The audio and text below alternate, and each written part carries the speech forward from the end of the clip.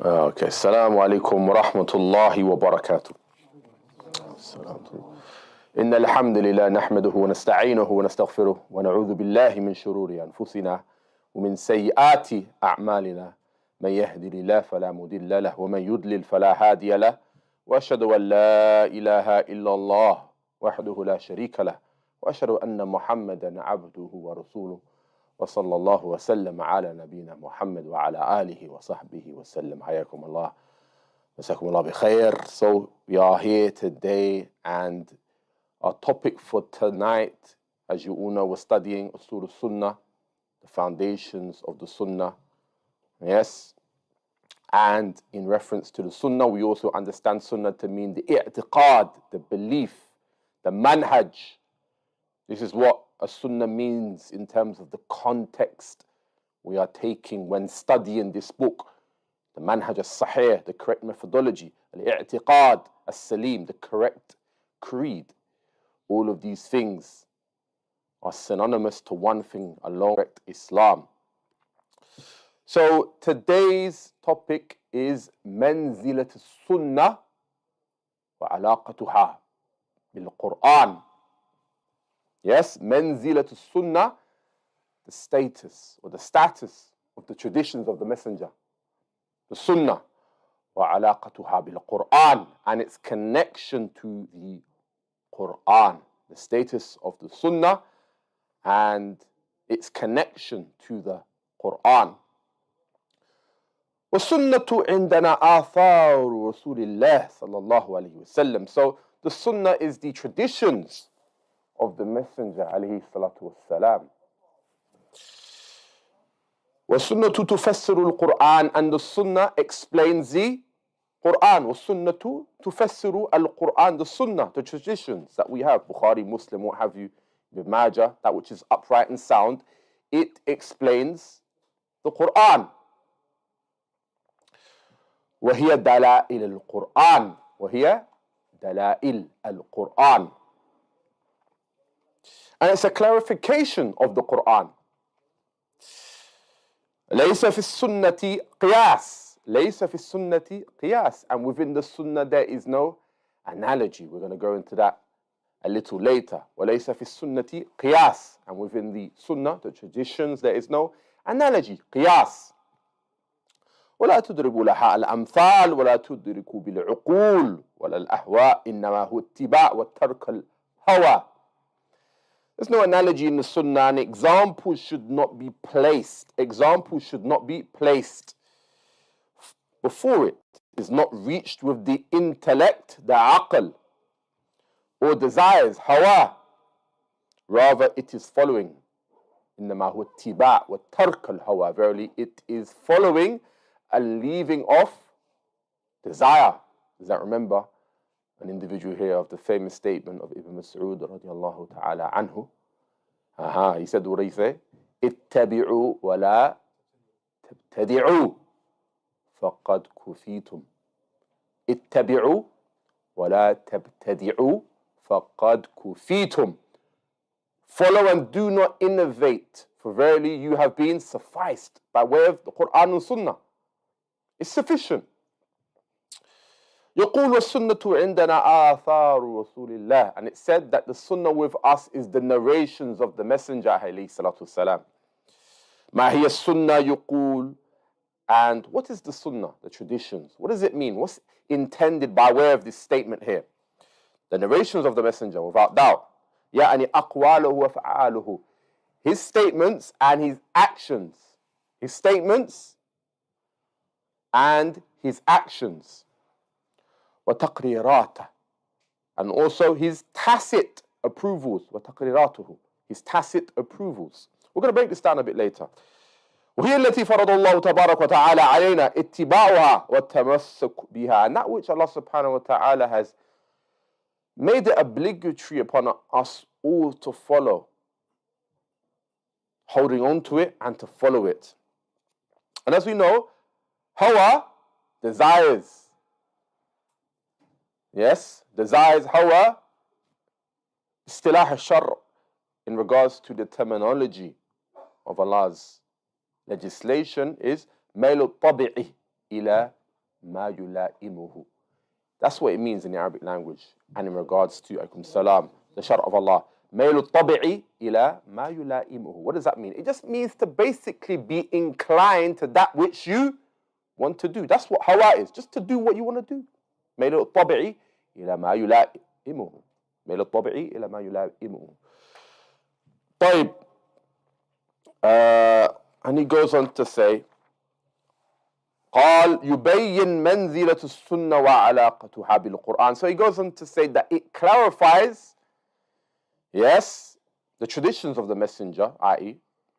what we're studying here, and its connection with the Quran. والسنة تفسر القرآن. And the sunnah, it explains the Quran in the detailed parts. وهي دلائل القرآن. And it's a clarification of the Quran. فالسنة تبين القرآن. And the traditions of the Messenger عليه الصلاة والسلام clarified the Quran. It makes it evident and clear. وأنزلنا إليك الذكرى. And we have sent down to you the reminder. وأنزلنا إليك الذكرى لتبين للناس. In order that you clarify to the people ما نزل إليهم, that which has come to them. Surah An-Nahl, verse 44. فإن تنازعتم في شيء فردوه إلى الله والرسول. And if you are to differ about anything, then refer it back to Allah and the Messenger. We're going to go into that a bit later, bi'idhnillah. Surah An-Nahl, yeah? Allah says, and we have sent down to you the reminder, لِتُبَيِّنَ, in order to clarify, لِلنَّاسِ, to the people, مَا نُزِّلَ إِلَيْهِمْ, that which has been sent down to them. This is the sunnah here. The dhikr, لِتُبَيِّنَ لِلنَّاسِ, to make it clear and evident. مَا نُزِّلَ إِلَيْهِمْ, that which has been sent down to them. الرد إلى الله, referring, والرد إلى الله, going back to Allah, returning the affair back to Allah.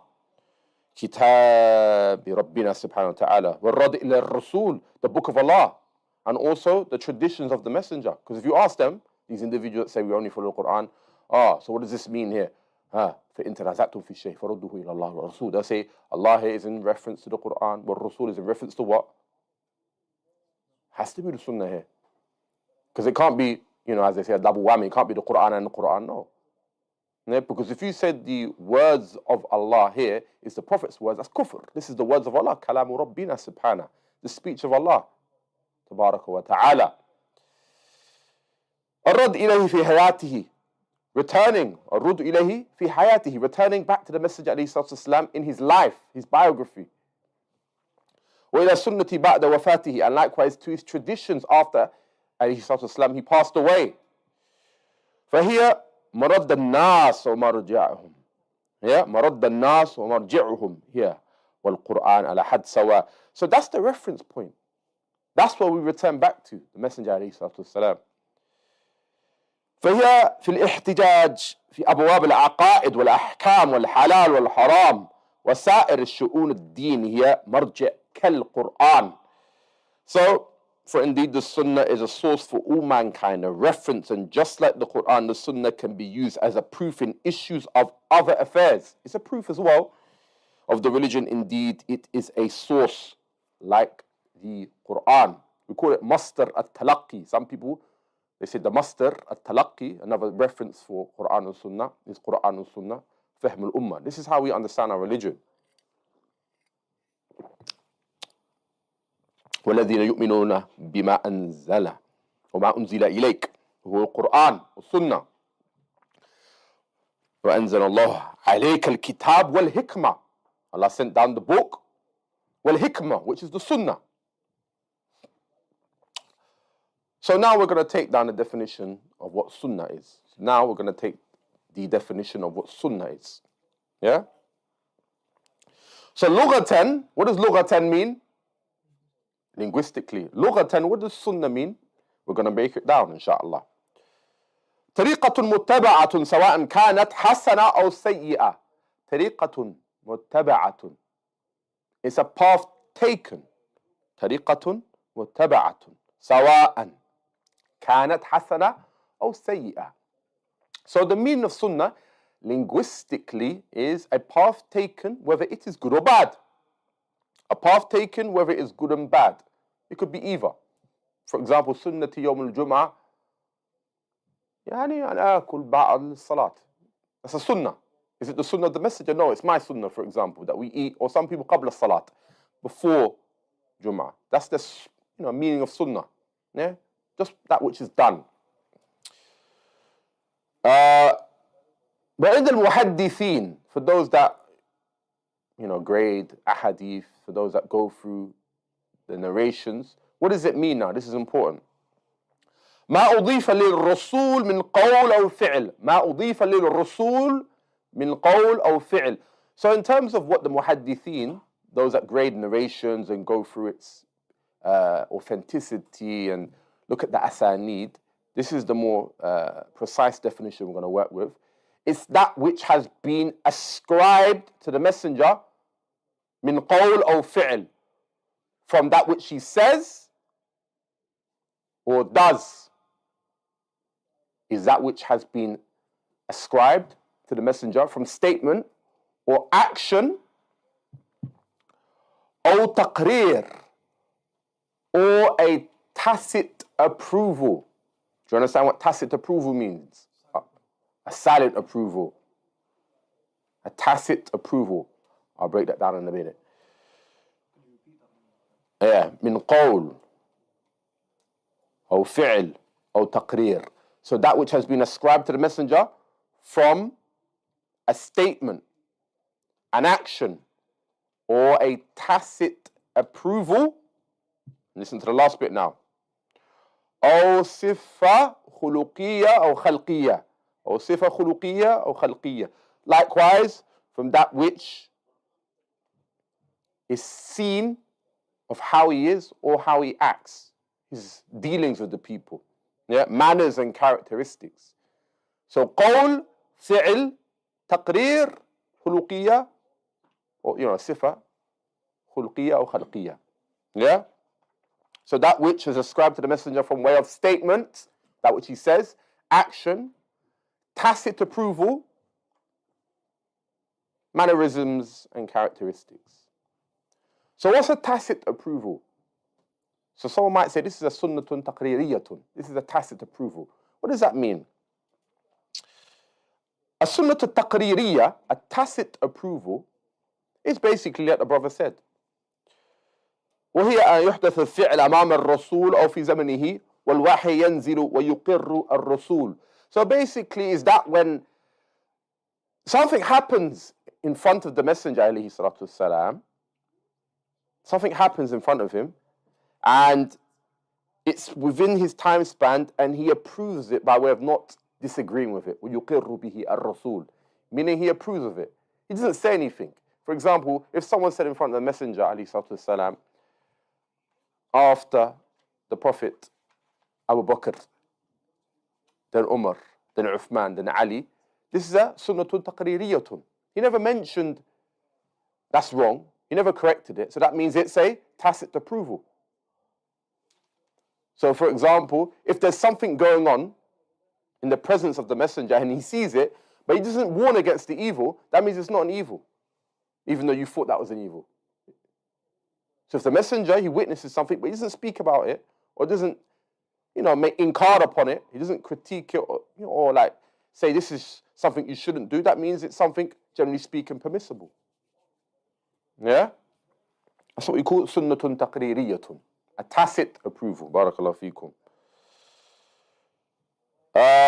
And obviously, the sunnah, it brings about details to many affairs.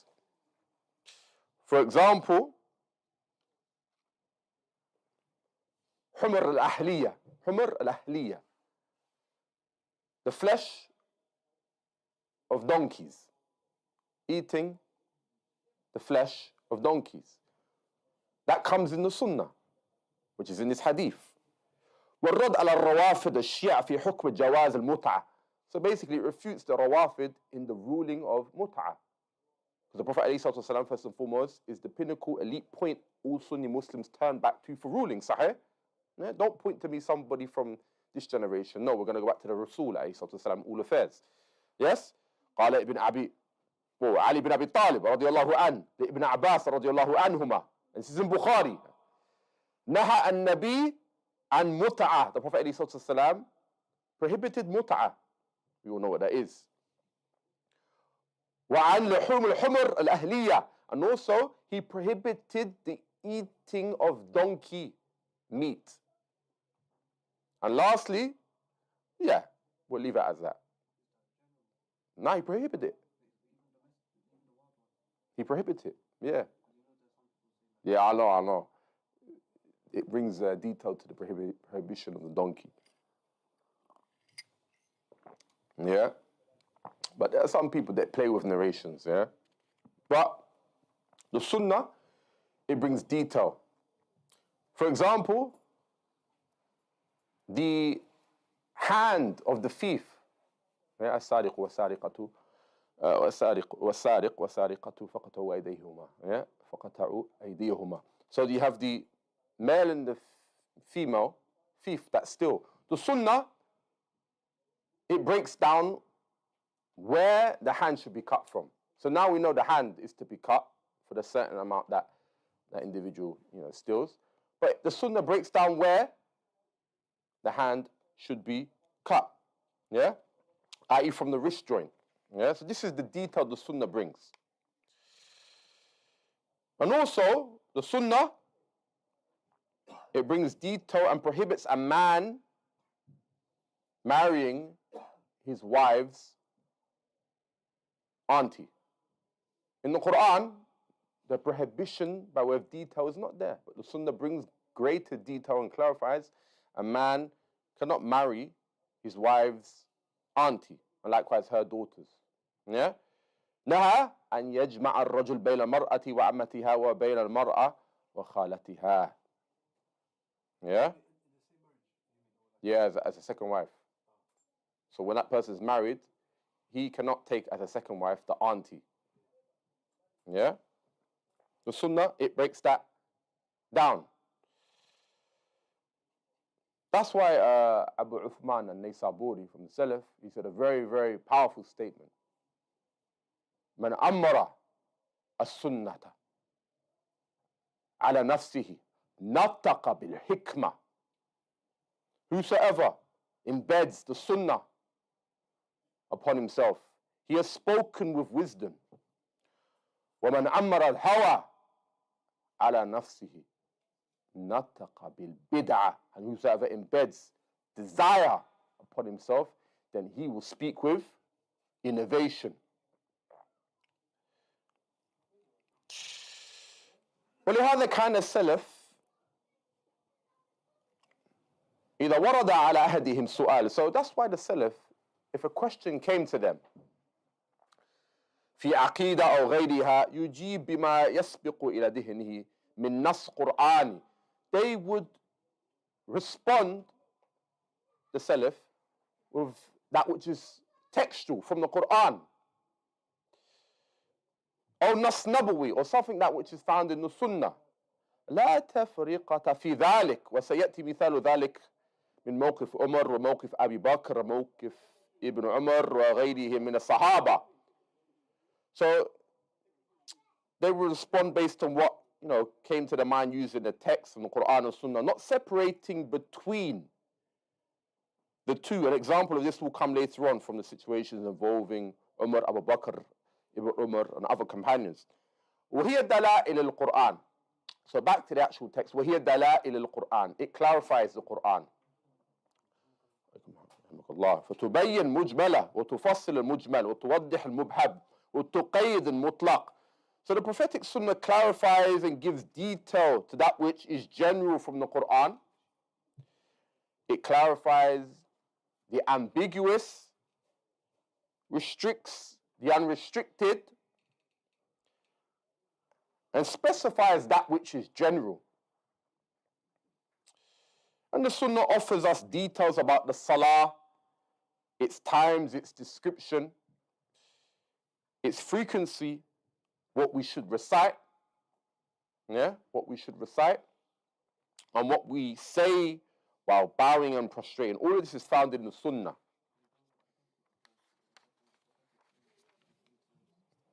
So, from the prophetic Sunnah, it gives details and clarifies the Quran. Sometimes something might be general. Something in the Quran might be general. But the understanding, the murad bi hadha shay, the intent behind it may be something specific. And we're going to make examples of this later, inshallah. Yeah? فالله يقول وأقيموا الصلاة وآتوا الزكاة. So Allah says, أقيموا الصلاة. He says, establish the prayer and give charity.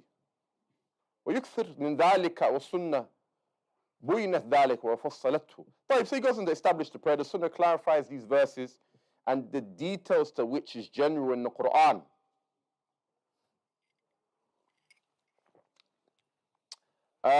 Specifying and restricting that which is not specific. As Imam Ahmed said, the Sunnah is the tafsir of the Quran. Sunnah is the tafsir of the Quran. And it clarifies the Quran. So a general ruling is that Al-Quran yufassiruhu ba'dahu ba'da, meaning that the Quran, by way of its ayat, it explains itself. The Quran yufassiruhu ba'dahu ba'da, meaning the Quran, as a first, sort of reference point, it explains itself. We go to other ayat to sometimes explain this ayah. And then when we don't have that, we go to the Sunnah. Does that make sense? Yeah? And then he goes on to say, وَلَيْسَ فِي السُّنَّةِ قِيَاسٍ وَلَيْسَ فِي السُّنَّةِ قِيَاسٍ. And within the Sunnah, the traditions, there's no analogy. And we're going to break this down a bit later, inshallah. يعني ليس في الدين إلا قياس. In the religion of Allah, there's no analogy in this very particular point. In the presence of text, as they say, لا قياس مع وجود النص. We don't make analogy when we have text in front of us. So analogy is one thing, but when there's a text in front of us, the Messenger ﷺ said, don't do this. We don't make analogy. Yeah? So he goes on to say, and is not opposed by intellect, analogy, opinion, or anything else. And we have no other choice except to submit. And then he brings the ayah. فَلَا وَرَبِّكَ لَا يُؤْمِنُونَ حَتَّى يُحَكِّمُوكَ فِي مَا شَجَرَ بَيْنَهُمْ. And know by your Lord, they will not truly believe up until they make you a judge in all affairs. ثُمَّ لَا يَجِدُوا فِي أَنفُسِهِمْ حَرَجًا. And they find within themselves no restraint. مِمَّا قَدَيْتَ وَيُسَلِّمُوا تَسْلِيمًا. From that which you have, brought forth in terms of rulings, and they wholesomely submit to this. We bring forth the nas over everything. وبعض الناس يغلو في القياس إلى درجة أن يرد بها النصوص ويقول هذا النص مخالف للأصول هذا النص مخالف للقياس فغلوا في القياس. So some people, they go to extremes concerning the use of analogies, to the point that the extremity leads them to reject text. You can probably think about a few deviant parties or ahzab from the Muslims currently. They say that we give precedence to the aql qabl al-naql. We give precedence to the intellect before the text. This is what some Muslims say.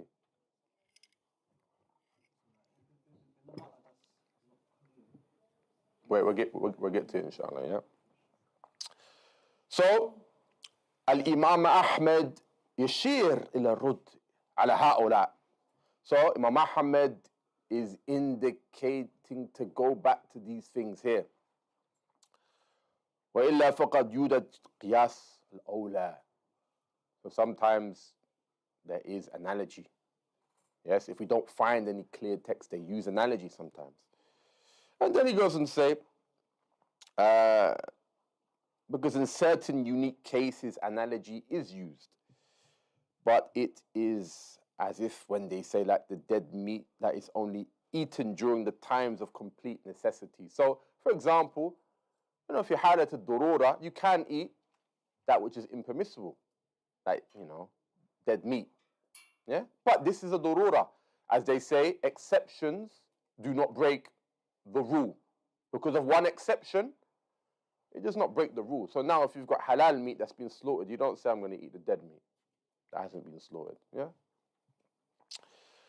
So Ibn Taymiyyah mentioned in one of his small works, Ma'arij al-Usool, in clarifying that the Messenger explained the primary and secondary affairs of the religion. يقول بالاستقراء, and it's said by way of istiqra, examination and bringing forth text. ما من إجماع إلا وجدنا له نص. There's not a ijma', a consensus, except we found a text for it. كذلك ما قاس الطائفة قياسا إلا وجد نص في معنى ذلك القياس. So he says, based on examinations, there is no consensus except that we find a text to support it. Likewise, no group used a correct analogy except that there is a text with the same meaning. وقليلا هم الذين استوعبوا النصوص مثل Imam Ahmed. Only a small amount of the people understood the text, such as Imam Ahmed رحمه الله تعالى. أو قارب استيعابها فلهذا تجد عند كثير من العلماء قياسات صحيحة هداهم الله. So I won't read too much of the Arabic, but he goes on to say, because of this, you find many scholars have used analogy. Because of this, you find many scholars have used analogy correctly with the guidance of Allah. But with a more expansive study of the prophetic Sunnah, a text will be found in the Islamic legislation. This is because the Messenger clarified every aspect of the religion, the primary and the secondary, and did not leave anything. As Allah says in the Quran, مَا فَرَّطْنَا, we have not left anything فِي الْكِتَابِ مِنْ شَيْءٍ. Yeah? مَا فَرَّطْنَا فِي الْكِتَابِ مِنْ شَيْءٍ. And we have not neglected anything in this book. And then he brings the ayah, اليوم أكملت لكم دينكم وأتممت عليكم نعمتي ورضيت لكم الإسلام دينا. Aha, اليوم أكملت لكم دينكم. And this day I perfected your religion. وأتممت عليكم نعمتي ورضيت لكم الإسلام دينا. And I have for you completed my favor upon you and made Islam as your religion. And that's why Imam Ahmed, in this regard, was very unique. And then in considering this very ayah, Imam Malik also made a very, very prolific, significant statement. He goes on to say, after hearing this very verse in the Quran, من ابتدع في الإسلام بدعة من ابتدع في الإسلام بدعة يراها حسنة فقد زعم أن النبي عليه الصلاة والسلام خان الرسالة. من ابتدع في الإسلام بدعة, whosoever brought forth an innovation or innovated into this religion, يراها حسنة, and he sees it to be something good, فقد زعم أن النبي وأن الرسول خان الرسالة.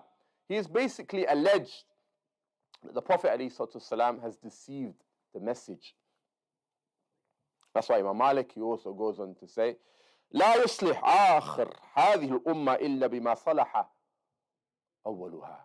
So the very first part of this religion, the very first part of this nation, it will never truly be rectified except that which rectified it in its very first part, the very vanguard of Islam. Yeah? This very nation of ours will not be rectified except by way of that which rectified it in the very first part, i.e. the way of the Sahaba. وقال ولا تضربوا لها أمثال, and examples should not be placed forth. ولا تضربوا لها أمثال, examples should not be placed forth. إذا جاءك النص سليم, so if a correct sound text comes to you, سلم, submit to it. That's why it brings the ayah, فَلَا رَبِّكَ لَا يُؤْمِنُونَ, and know by your Lord. Yeah, and know by your Lord, they will not truly believe حتى يحكموك فيما شجر بينهم, up until they make you a judge in all disputes. ثم لا يجدوا في أنفسهم حرجا, and they find within themselves no restraint against this. ويسلموا تسليما, and they wholesomely submit to this judgment. إذا ساق لك إنسان النص الثابت صحيح أو الحسن, so if they bring forth a correct sound or good narration, لا تقل والله يعني وتضربوا أمثال هذا قاله أبو هريرة كما هو في طيب. So he goes on to say, by Allah, they begin to put forth examples. Yeah, Abu Hurairah He mentioned the same principle as it's found in the introduction of Sunnah Ibn Majah. He said, al-wudu is legislated upon anyone who exits that which is the fire has touched. Fine, but move on. And he goes on to say, Shaykh Rabi', قال يا ابن أخي إذا بلغ حديث رسول الله فلا تضربوا لها الأمثال سلم هذه قاعدة بارك الله فيكم. So if a nas comes to you, then observe and submit to it. Yeah, meaning a narration of the Prophet ﷺ, it comes to you, then submit to it. وقال ولا تدركوا بالعقول ولا الأهواء. يعني لا تدركوا بالعقول ولا الأهواء تدركوا بالنقل تريد السنة تريد الهدى تعلم. So it's not reached with intellect or desires. Yeah, rather it is only reached by narrations, the Sunnah. If you desire the Sunnah and you desire guidance, huda, this is Quran and Sunnah, then it's a must that you study and learn the religion. And then he brings the hadith, من يريد الله به خيرا يفقهه في الدين. Whosoever Allah wishes good for, He gives him understanding of the religion. As Shaykh Ubaid rahimahullah, he mentioned, and يجعله على بصيرة. He makes that individual have insight in his affairs. Obviously, the mafhum mukhalafa, the inverted meaning of this, meaning the opposite sort of innuendo understanding of this narration, is that whosoever Allah does not wish good for, then He doesn't give him the understanding and comprehension of the religion. Yeah. So we'll carry on. وعلى كل حال إمام أحمد كان شديدا في رد القياس وكان ينكر كثيرا من الأمور التي يدعى فيها الإجماع وينكر على من يقول المسألة أجمع عليها القوم. So Imam Ahmed was very stern in refuting this usage of analogy. He used to refute many affairs where it was claimed that there is a consensus, meaning affairs that came after the Sahaba. Yeah? And likewise, he used to refute those who say that the people have united upon such and such an issue. Yeah? يقول وما يدريك أن هناك اختلاف. He would respond by saying, how do you know that there is not a difference of opinion concerning certain issues? Rather say, I don't know of a differing. So he would say, no, just say, I do not know of a differing. Don't claim ijma', just say, I do not know of a differing, which is slightly more, understandable, yeah?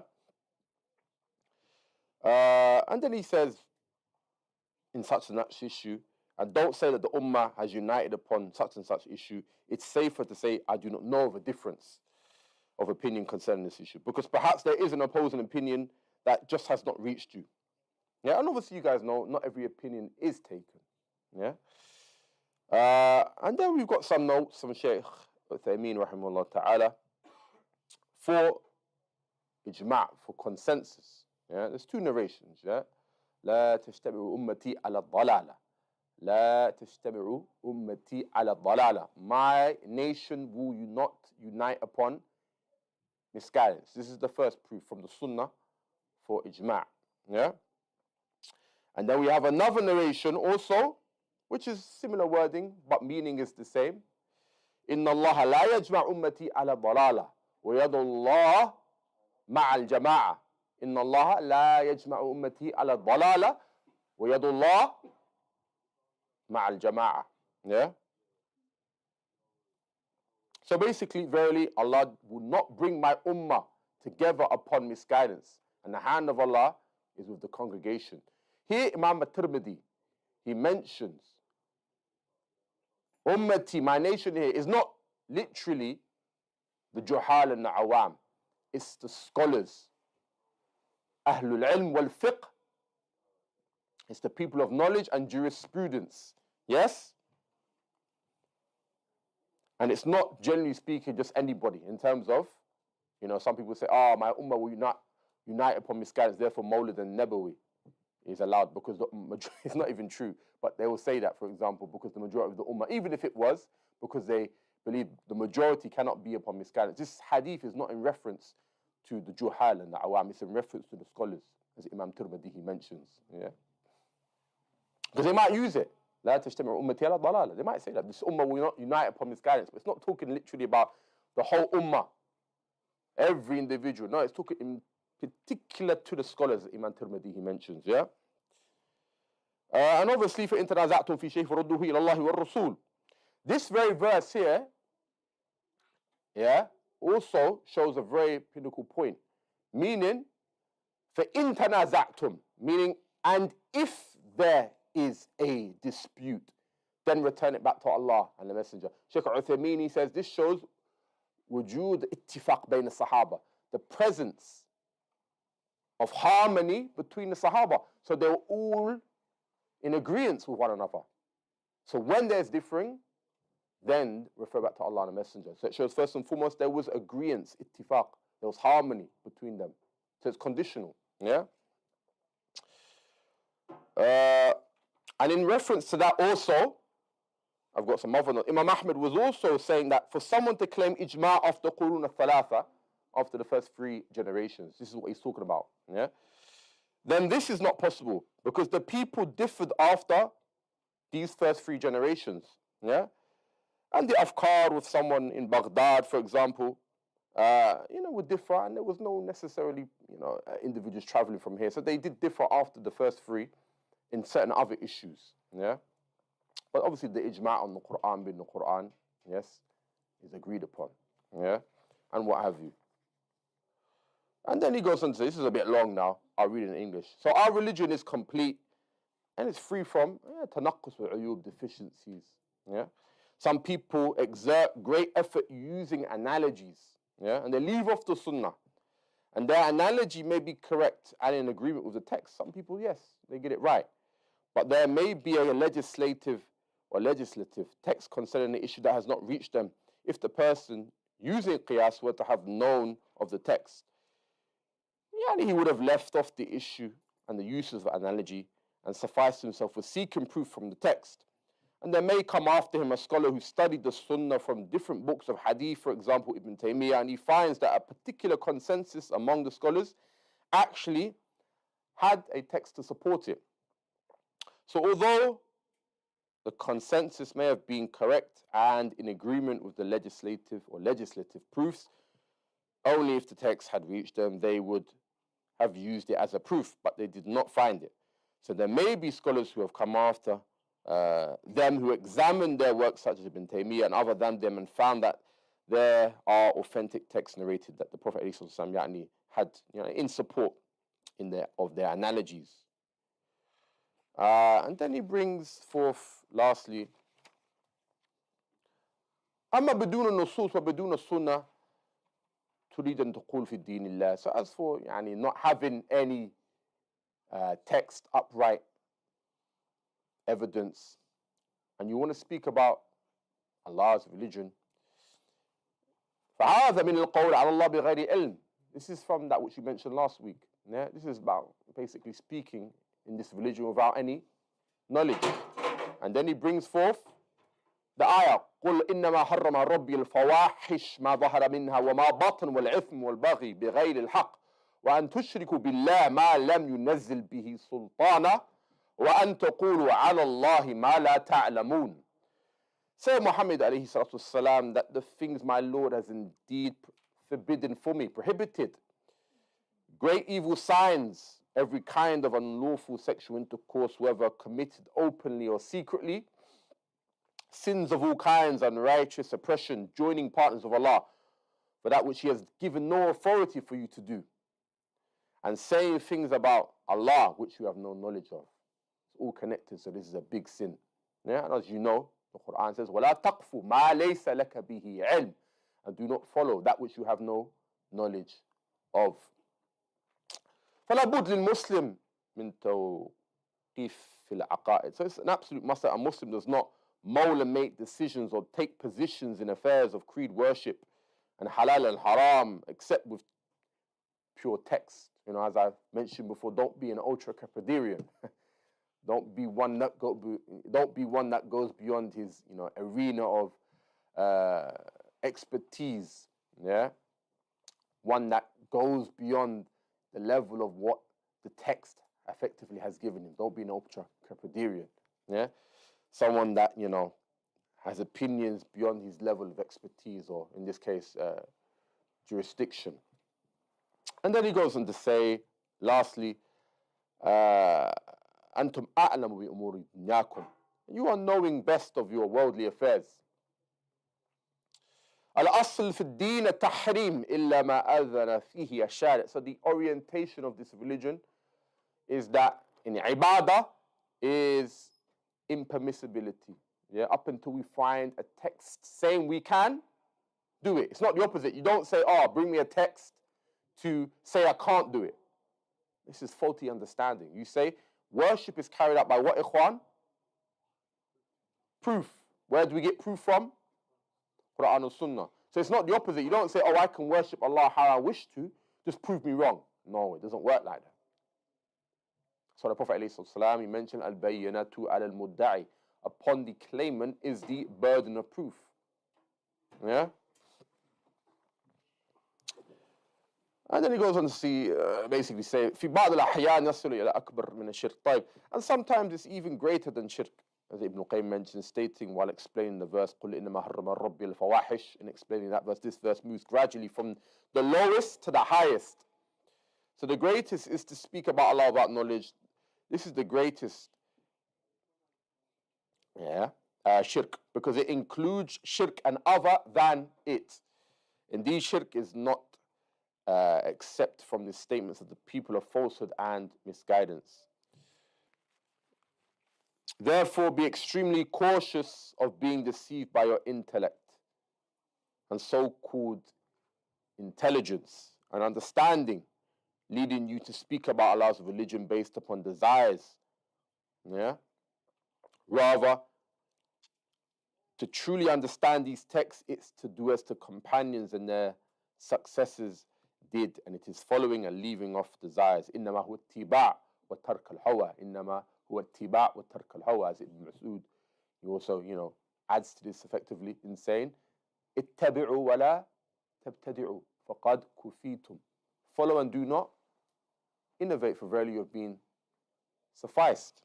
يعني لا تسليط العقل على دين الله ولا تسليط الهوى إنما هو اتباع وترك الهوى وتجرد لله رب العالمين. And do not allow one's intellect or one's desires to take control over the religion, rather be one who follows, leaving off desires and submitting to Allah, the Lord of all the worlds. Yeah. And upon that note, barakallahu feekum, we'll end it there. ونكتفي بهذا القدر. وصلى الله وسلم على نبينا محمد وعلى آله وصحبه وسلم. جزاكم الله خير.